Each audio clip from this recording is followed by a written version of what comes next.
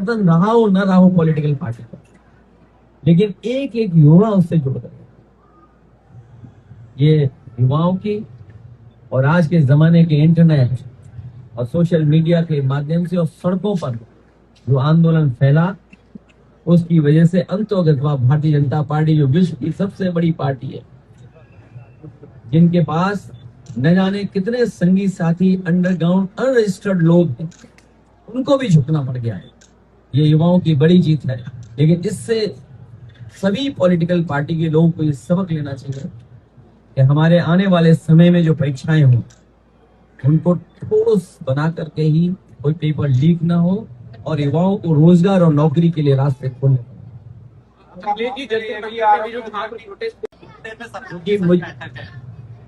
उनकी कई बैठक हुई है, क्योंकि अंदर बैठक में क्या बात होती है वो तो हम नहीं समझ सकते हैं। सोशल मीडिया के माध्यम से या आप लोगों के माध्यम से जो बात आती है और जो हमारे साथी कुछ हैं जो जानकारी देते हैं, उसके माध्यम से ही हम कोई बात कह पा रहे हैं, क्योंकि बात हमारे बीच नहीं है।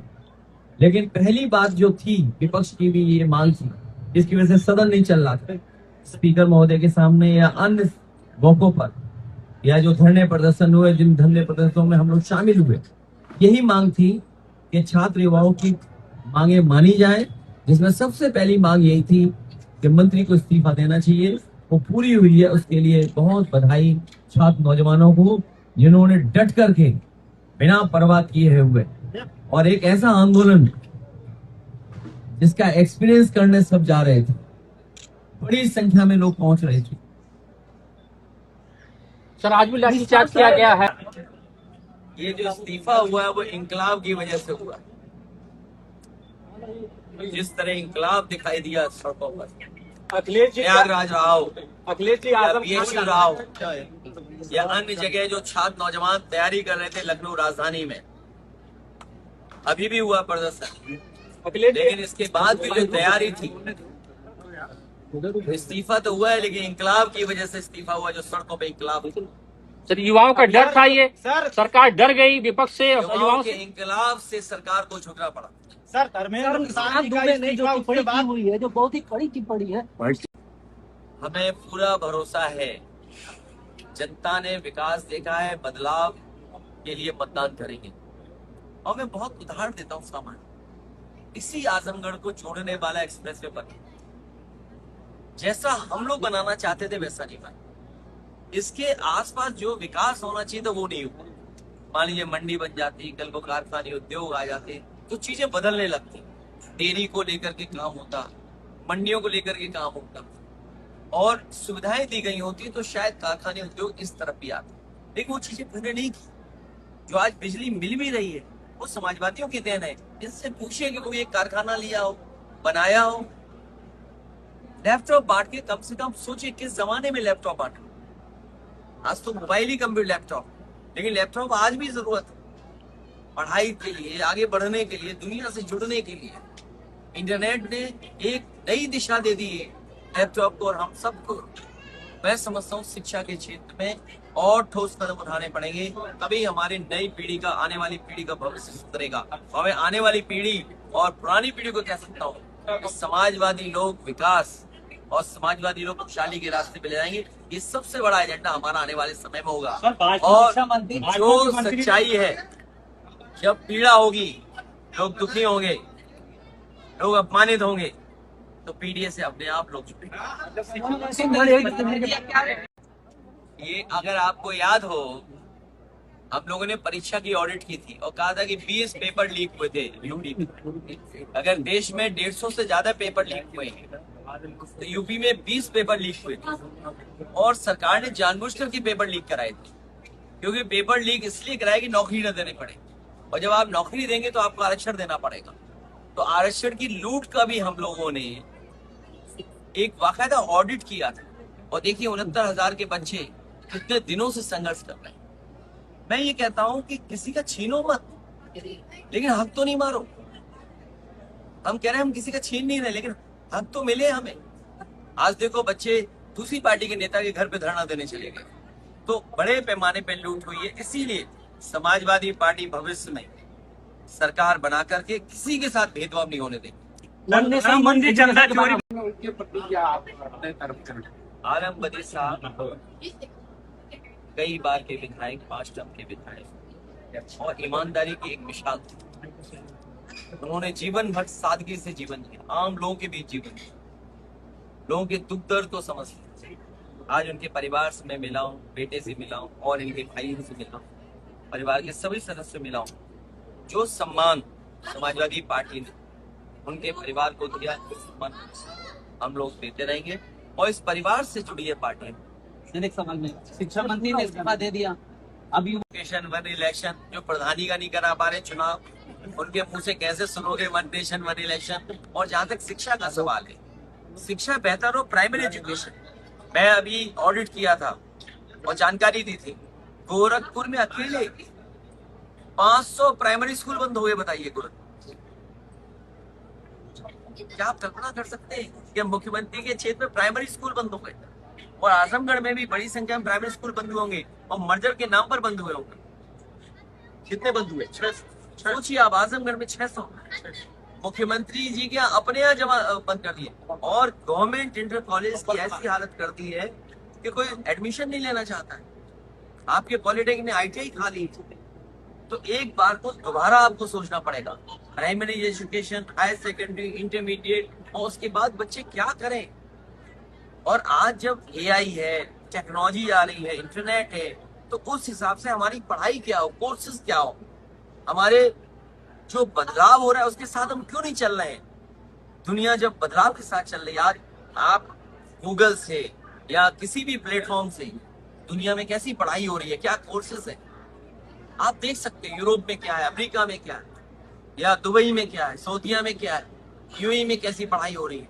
जो बदलाव आया है, अगर हम बदलाव के साथ नहीं चलेंगे तो हम पीछे छूट जाएंगे। हम भरोसा दिला सकते हैं कि जिन समाजवादियों ने कभी लैपटॉप बांटा, एक्सप्रेस वे दिए, आप एक फोन करें पुलिस आ रही है, फोन करें तो एम्बुलेंस आ रही है।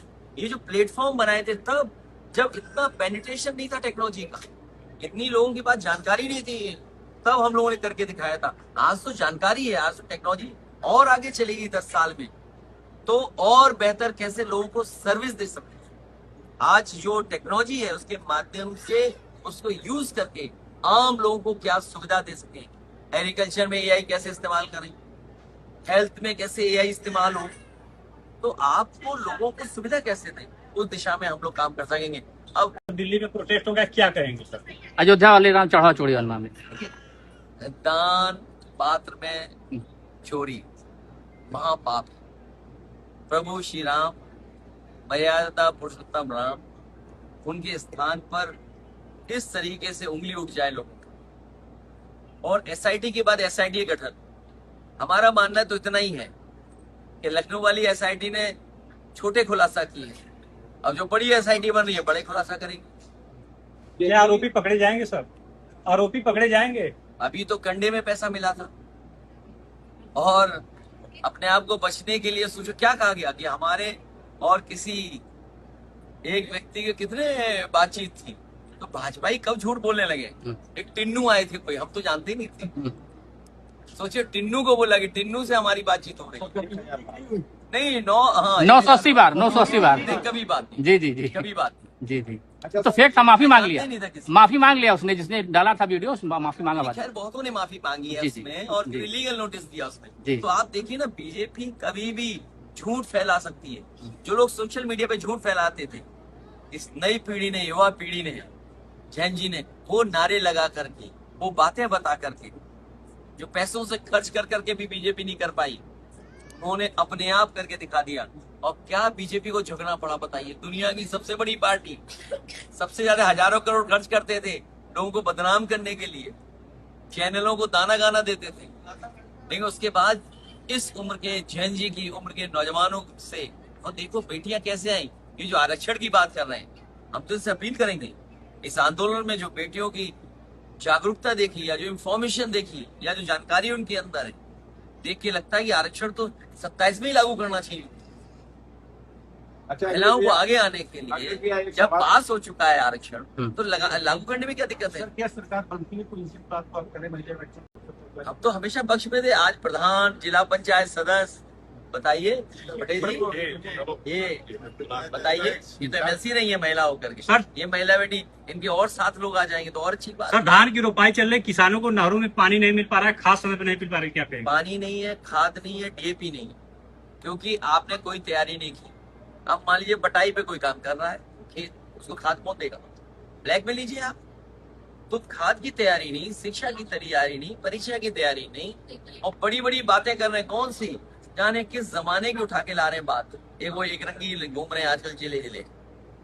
अखिलेश जी सोनम वांगचुक को लेके सबसे पहले समाजवादियों ने सवाल खड़ा किया था कि अगर एथेनॉल इंजन के लिए बेटर है, टेक्नोलॉजी में अगर एथेनॉल इस्तेमाल हो रहा है, तो कंपनी कहे ना, जो मोटरसाइकिल है, ऑटोमोबाइल कंपनियां क्यों नहीं कह रही है?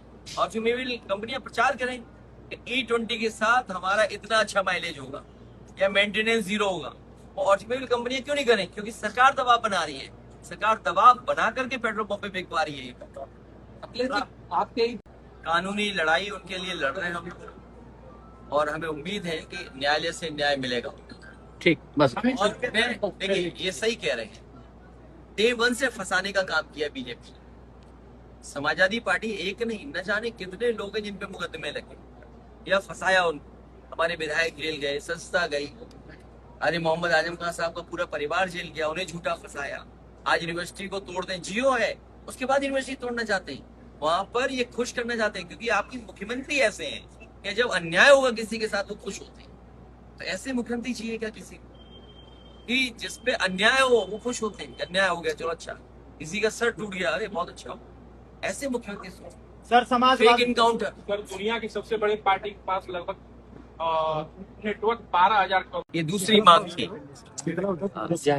इंकलाब की जीत हुई, संघर्ष की जीत हुई, एकता की जीत हुई, और भारतीय जनता पार्टी जो सोशल मीडिया पे सबको हराते थे, सोशल मीडिया पे न जाने क्या क्या पैसे दे करके लिखवाते थे, कम से कम इस बार नई पीढ़ी ने, नौजवानों ने उन्हें वहां पर भी हरा दिया और इस बार अपनी जीत हासिल कर ली।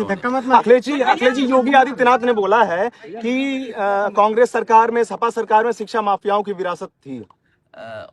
हमारे मुख्यमंत्री जी को पता ही नहीं है कि उनकी सरकार में खुद शामिल है इस तरह के शिक्षा परीक्षा माफिया वाले। शिक्षा, हाँ देखिए नाम आ गया, शिक्षा परीक्षा माफिया उन्हीं में शामिल हैं, और मुख्यमंत्री जी खुद कॉफी चाय पीते हैं उनके साथ। अखिलेश जी, जो कानून बनाने की बात हो रही है, कानून बनाने की बात हो रही है, नीट पे गवर्नमेंट का ये करोड़ों का जुर्माना लगेगा। उससे जरूरी ये है, कानून बने अच्छी बात है, लेकिन नियत साफ होनी चाहिए। कानून के साथ साथ नियत साफ हो, तभी परीक्षाएं अच्छी होंगी। और परीक्षा के साथ साथ हमें शिक्षा व्यवस्था और कैसे बेहतर करें, हमारी शिक्षा व्यवस्था कैसे बेहतर हो, उस दिशा में भी हमें काम करना पड़ेगा। धर्मेंद्र प्रधान के बारे में एक शब्द में क्या कहना चाहेंगे आप? बहुत देर की, बहुत देर की, लेकिन देर से ये तो अच्छा हुआ कि जो नकारात्मक राजनीति भारतीय जनता पार्टी करती थी, जो ये कहते थे कि दुनिया की सबसे बड़ी पार्टी है, उसको नई पीढ़ी के लोगों ने हरा दिया। मोदी ने अपने मंत्रियों को इंस्टाग्राम पे रील बनाकर युवाओं के बीच पहुंचने की अपील की है, इस पर क्या कहेंगे? इस्तीफे के बाद तो उन्हीं की रील बन गई। ठीक है सर, ठीक है।